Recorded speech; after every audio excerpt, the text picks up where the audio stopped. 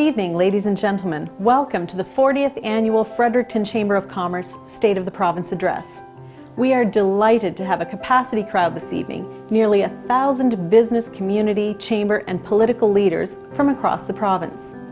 According to the chamber presidents of the day, the event started out in 1974 as a small dinner at the Wandelin Inn with just over 30 businessmen in attendance.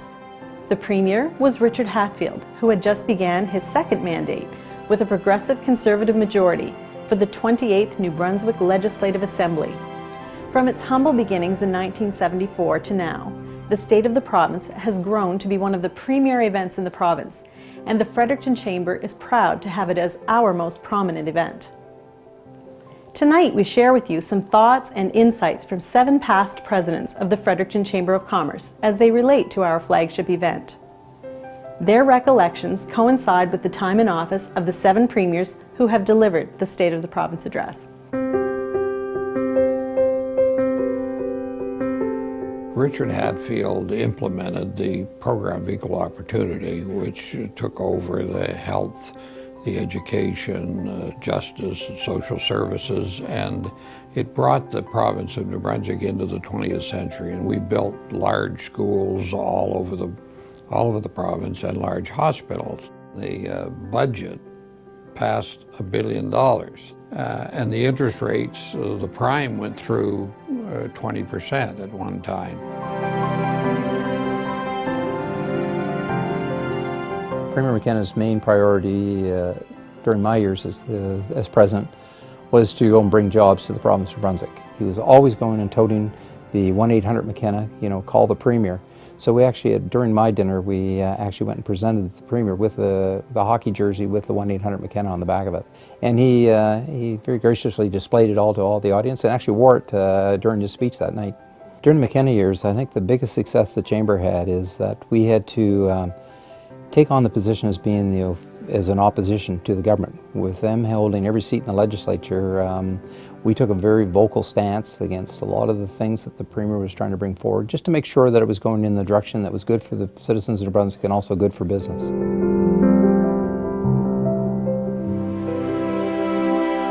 Ray Fournette came in as Premier at an interesting time. He followed Frank McKenna and he preceded Camille Thériault. He wanted to ensure that things were focused, that there was a focus on job creation, that there was a focus on tax reduction, and that there was a focus on growing the economy. I believe that the Chamber's largest success was advocacy. The Chamber had good communication lines that they had established to the various levels of government. And they took what the business community said to heart. It was a win-win situation for both the provincial government and the business community.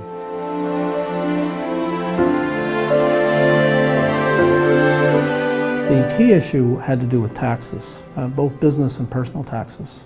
Extremely high through the 90s, a strong feeling that the government needed to move quickly and decisively to reduce the taxes to stimulate the economy. Well, there was quite a few high priority issues, as I recall. I think the highest priority one was the future of the Fredericton Airport. At that time, it was being transferred from the federal government's Department of Transportation to the Greater Fredericton Airport Authority.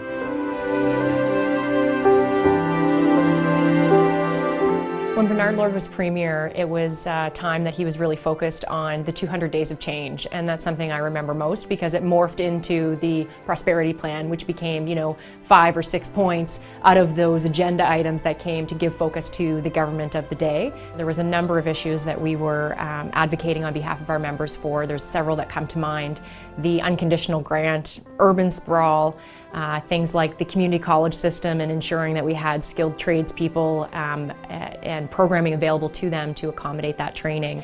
The travel bank also comes to mind as a success, community effort that brought together many stakeholders and was a need and a gap in the community that the Chamber really helped to fill, and that was a very exciting time for the Chamber as well. The State of the Province address took place at the Delta Fredericton, and we had about 550 people in attendance, although our waiting list continued to grow, and at that time we had around 300 or 400 people on the wait list, and that's when we started looking at alternative locations to accommodate the growing capacity.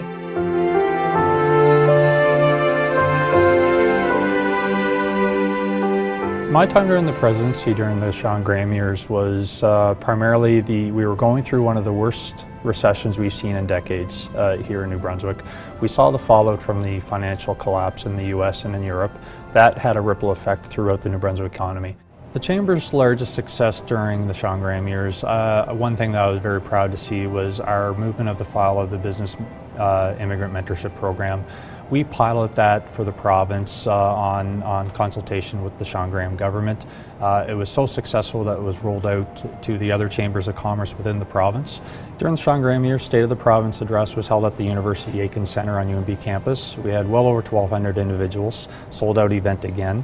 First time in a long while that we've seen protesters at a State of the Province address coming off the heels of the MB Power Hydro-Quebec deal that was being proposed, and people looking for a lot of answers and questions to that situation.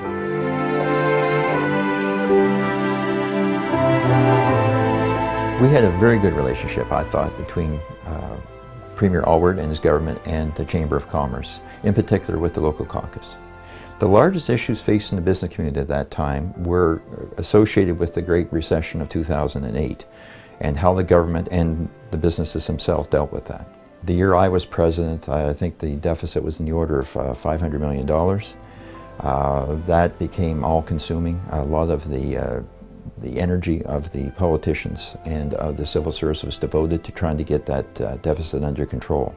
Unfortunately for the Premier and his cabinet, they had other issues that they wanted to attend to, but in the background it seemed of every action that government took, the debt and deficit were the major concern. When I look back at the time I've been involved with the Chamber over the last 5 years, it has become very clear to me that the success of this organization is a result of the strength of our almost 1,000 members, tireless volunteers, great sponsors, and our amazing staff. We've just recounted a quick glimpse of the past 4 decades of the State of the Province address and some of the challenges that business and government have faced. Here in the early part of 2014, at the 40th Annual State of the Province address, the overarching issues in New Brunswick are the economy, population, and the provincial debt.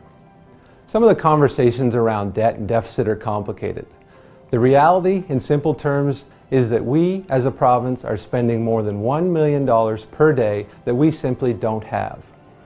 There's been a lot of conversation around economic development and growing our revenues, and we need that, along with the effort and the activities that go with it. But we also need to be better stewards of our money. We need to find better ways to deliver value and services with less money. Efficiencies found in program reviews are always welcome and should be ongoing. But sometimes we need to go higher and really ask ourselves what services should government provide and which should they not. Of course, this is not an easy task for any elected government, but I challenge the people and the government of today to be part of the solution. I'm confident this province can rebound, but growth takes time, and as a province, we need to use this opportunity to be better now. This kind of change is difficult, but I believe our long-term success and prosperity depend on it.